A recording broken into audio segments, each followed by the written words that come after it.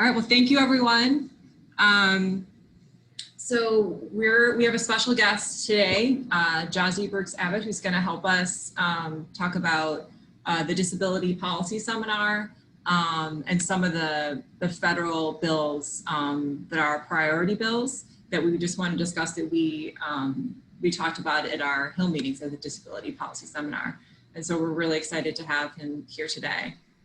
So I'll just go over quickly our agenda. So as I mentioned, we just want to go over some of the issues that we talked about at the disability policy seminar Hill meetings. We had a really great visits with our entire Massachusetts congressional delegation, and it was a really great opportunity. I'm not sure if anyone on the call today participated, but throughout the week there was a seminar that covered a lot of important issues for our community. And then at the end, there were virtual Hill visits that we did. And so Massachusetts was able to successfully meet with all of our offices, and Gyaski helped lead some of those meetings with the representative. And so Gyaski, I'm just gonna kick it off to you. You can talk about some of the issues that were important to you, and you know, just about your relationship with some of your representative's office, and then how you follow up with your representative after you meet with them. Okay. Well, actually, this was the second time that we had to do it virtually, because actually we did it last year also virtually. But one of the interesting things was that a lot of the issues that were in essence put on the back burner because of COVID, like the increases in Social Security and the ABLE Act, we're back on the table. But also, of course, COVID actually also brought up some other issues like the DPS, the direct service provider crisis. And that was a big thing that we talked about. And and of course, with community living, the home and community-based services. That was another thing we talked about. So there was a Social Security, the increasing the asset limits, and raising the benefit amount, but also the ABLE accounts, increasing the age from 26 to 46.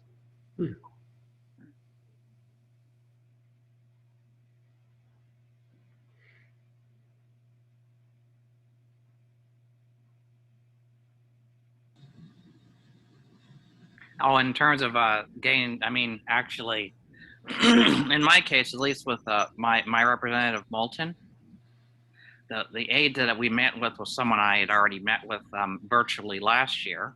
And so she actually remembered me. We remembered each other. And I actually had to contact her about another matter the next day because I'm also a member of the DD Council. And I was asked to have Moulton sign the letter to sign on to the appropriations for the Health Human Services line item. And the deadline for doing that was April 29th. So I wrote to him. I wrote to Olivia Hussey, the aide, and she immediately got Moulton to sign the letter. So it was very convenient that I had met with her the day before during the disability policy seminar. But of course, it's always important to get back in touch with your aide, because not only is it just polite, but it's also a great way to continue in the conversation, because you can supplement stuff. You can add stuff you may have forgotten to mention or didn't have a chance to, because you also give them follow-up materials. You can get them more information.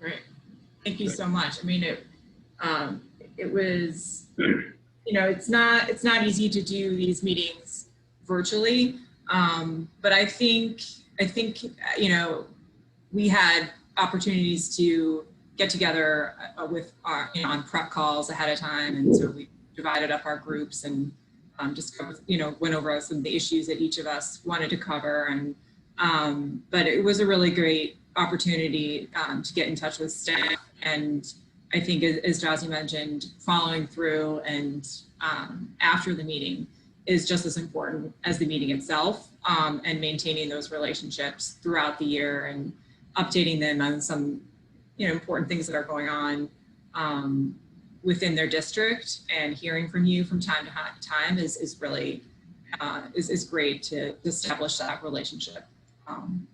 So this is a picture of with Senator Markey, and as always, he always joins.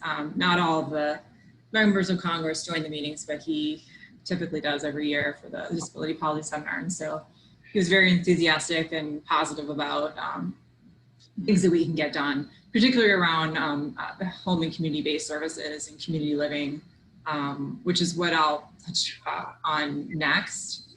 Part of the discussion that we had in our HEAL meetings was around thanking the Massachusetts delegation for the American Rescue Plan Act and passing that. It was a part of one of the last COVID relief packages. And there was a 1-year investment of $10 billion in home and community-based services funding, which we're projecting about $420 million of that for Massachusetts. So that's obviously very important for our state, and the Executive Office of Health and Human Services in Massachusetts had a request for information for stakeholders on how to spend that funding that was from the ARP Act. And so we submitted comments last week. It's actually, they extended the deadline until tomorrow. And we focused, so there were 4 areas of focus for the RFI. And we commented on each of the areas. So it was enhancing access to CBS for people with intellectual and developmental disabilities, including autism and their families, addressing the digital divide. We asked for improving access to innovative supportive technology for our community, promotion of home and community-based services through a better understanding of the importance of community inclusion in all aspects of society for our communities, no matter what their support needs are. And then last but not least, obviously a very important issue to us is increasing the direct support professional wages and benefits based on market-based reimbursement rates for the Massachusetts to support home and community-based opportunities for people with disabilities. So those will be made public. I believe we're gonna have them up on our website today or tomorrow, so you can see what we submitted. But it's a part of the larger campaign that the ARC of US is doing as well, which is the home is in the community with the services to thrive. And I really encourage everyone to check out their new webpage around our push for more access to home and community-based services across the country. And we also have done a fact sheet around HCBS and what we're asking for specifically that we went through in the RFI, but then more broadly long-term after this 1-year investment in HCBS that's promised from the ARP Act, what needs to be done long-term as well. So we have a fact sheet that will be posting on our website soon as well. So this is a long-term campaign, and it relates to our direct support workforce campaign and many other issues that are important for our community. So this is something that we've been working on for a while, but it's a really great, we're seeing a federal trend for more opportunities in HCBS. So it's a very exciting time. And also, one thing I forgot to mention. Sarah mentioned the stoppage of work. If you think about it, you can't effectively.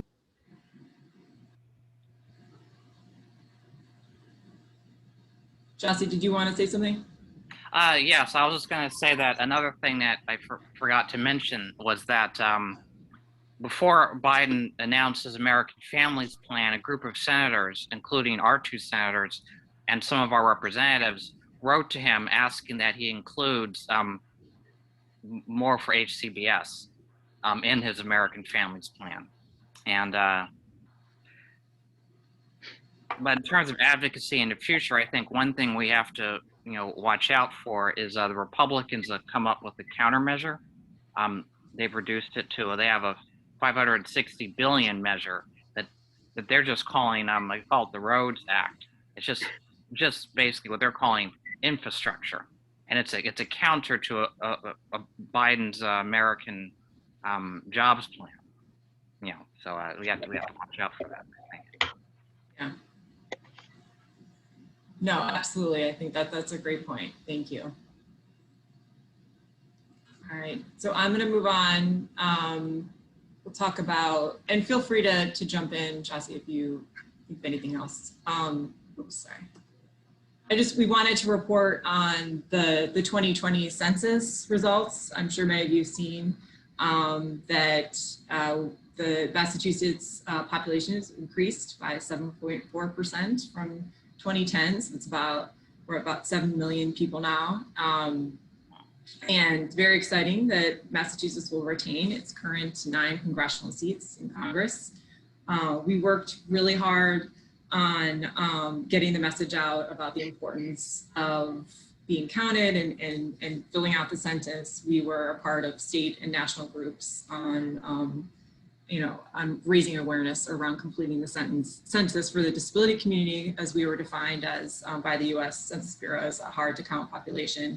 And so we're relieved that we were able to retain our current 9 congressional seats. You remember in 2010, we lost a seat, went down from 10 to 9. So it's good that we've maintained, and we wanted to thank all of you for participating in that census campaign and getting the word out about how important and easy it was to fill out the census. So it was great job on that. So we thank you for that.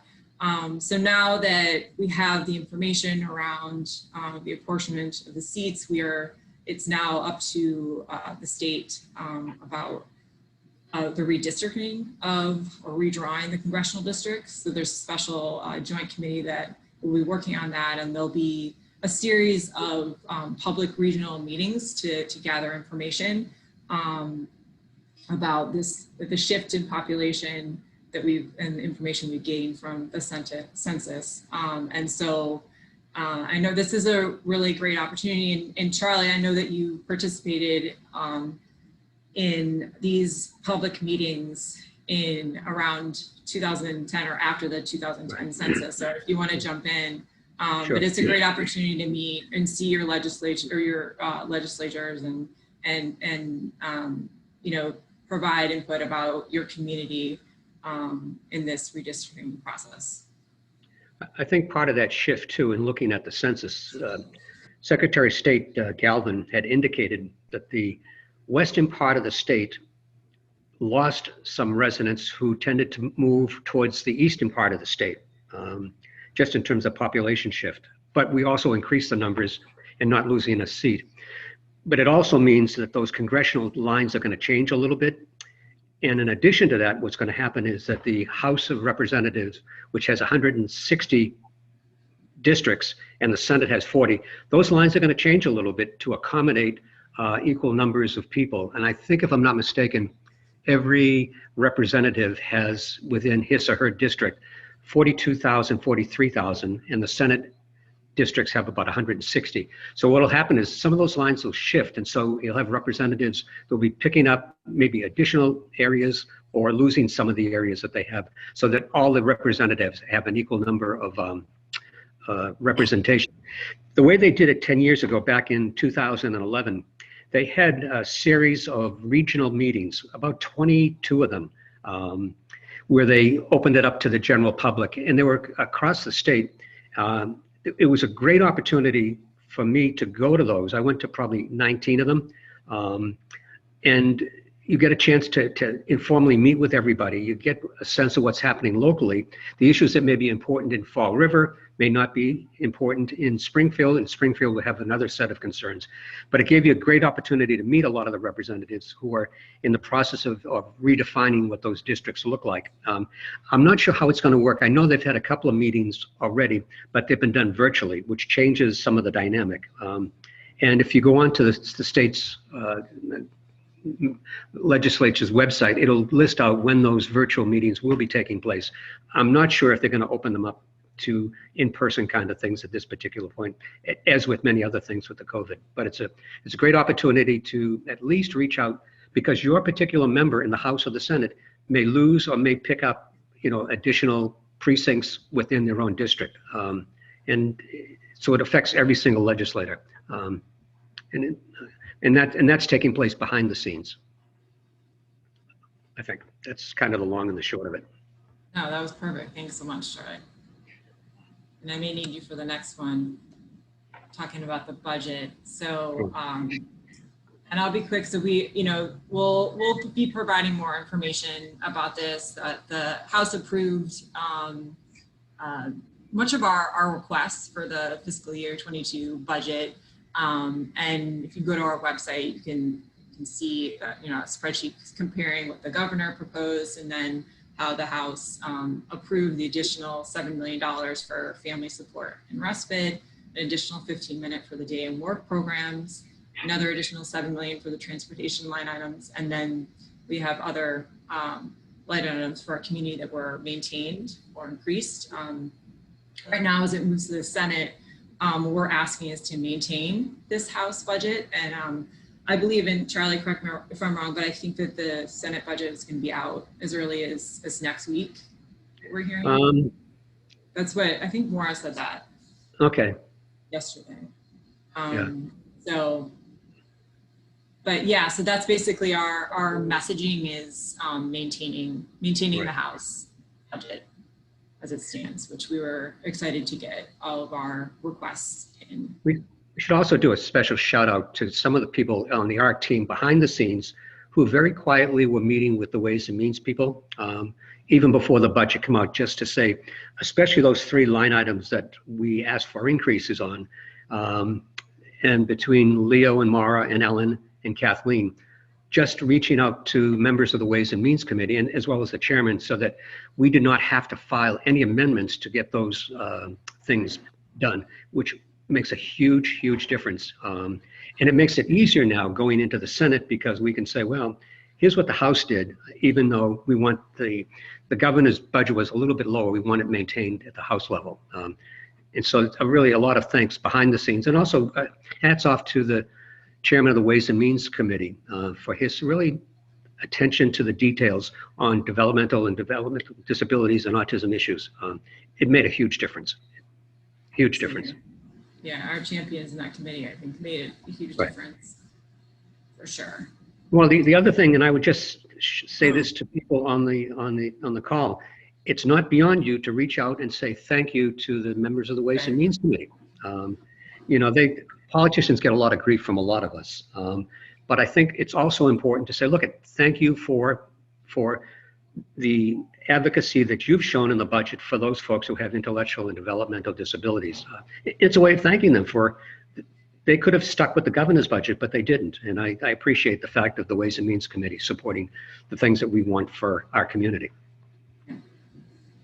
Yeah, they don't always get those thank you calls, so those are important too. Yeah, definitely thank them. I know one of the things that when I was on the Hill, the people I talked to, one of the things they appreciated is when I would approach them, like with, for instance, the bills, the Social Security bills I mentioned to you, there were sort of 3 Social Security bills. And I found that some of the representatives, they were co-sponsors on maybe a couple of them and maybe not a co-sponsor on one. So I would always start the conversation with, thank you for co-sponsoring this. Right. Now will you co-sponsor this? Always leading with the thank you is helpful. Is that the carrot and the stick approach? Yeah.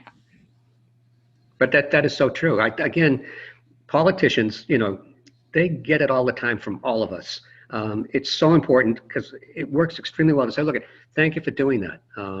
It makes it easier because the next time I'm going back, I will be going back and say, oh, you thanked us before. What do you want? How can I help you?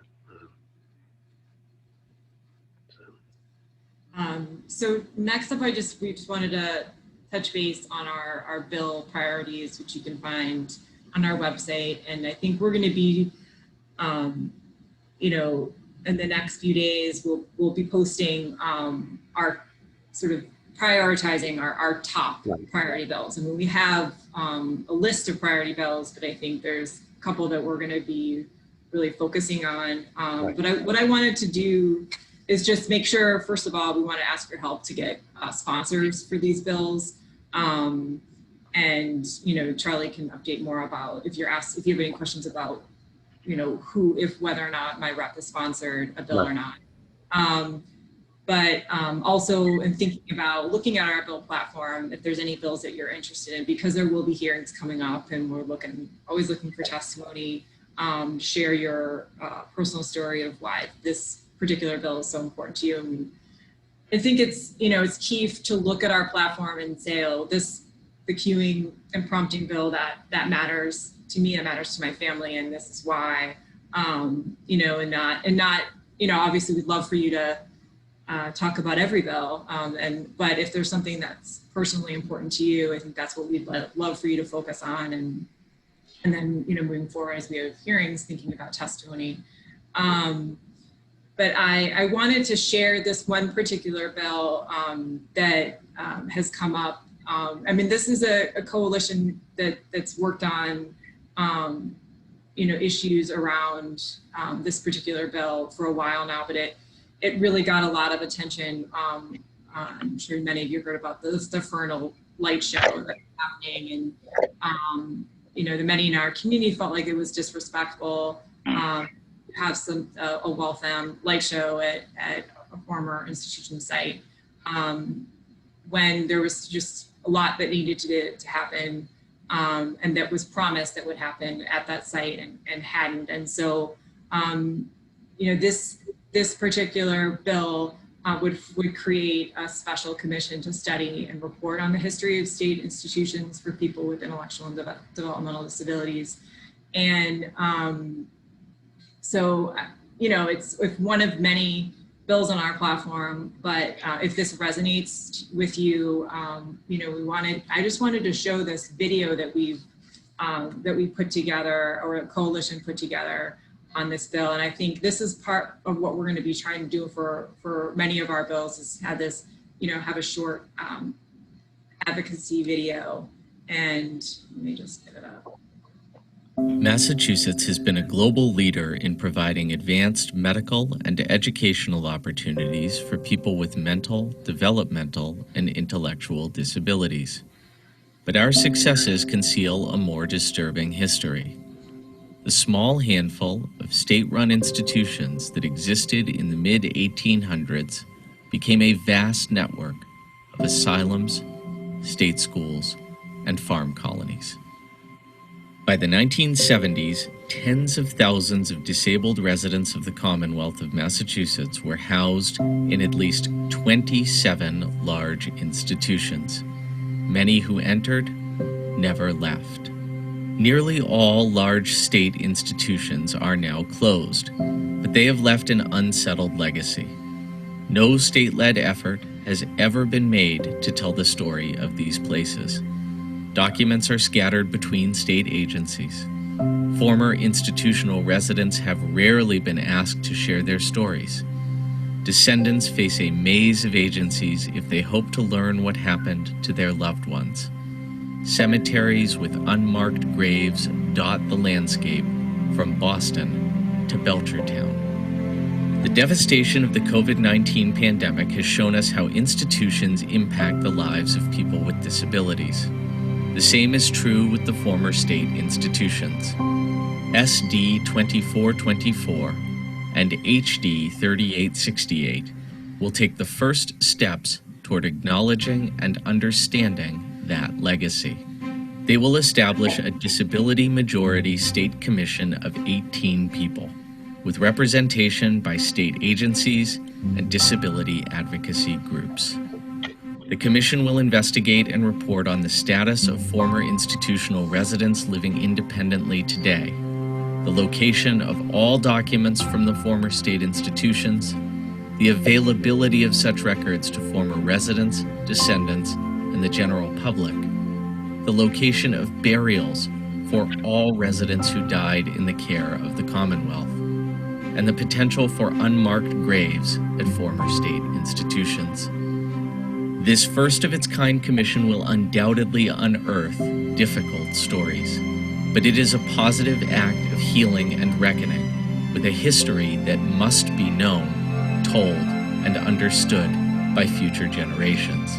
That's why passage of these bills is a major legislative priority for 24 leading disability and historical advocacy groups, including the ARC of Massachusetts, the Massachusetts Association for Mental Health, the Disability Policy Consortium, the Lurie Institute for Disability Policy at Brandeis University, Mass Advocates Standing Strong, and Mass Families.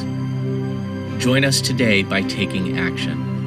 Ask your legislator to sign on as a co-sponsor and to advocate strongly for the passage of these bills.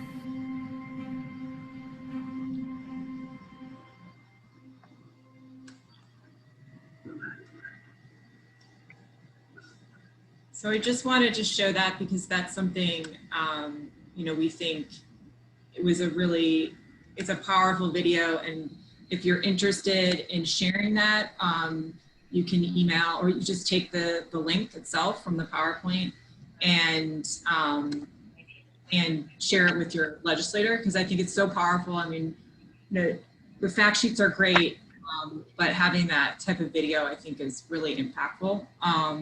And so if you want to use that for your advocacy, let us know. We want to do more videos like that. This was obviously a collaborative coalition effort, but the ARC is planning on doing more similar videos to that.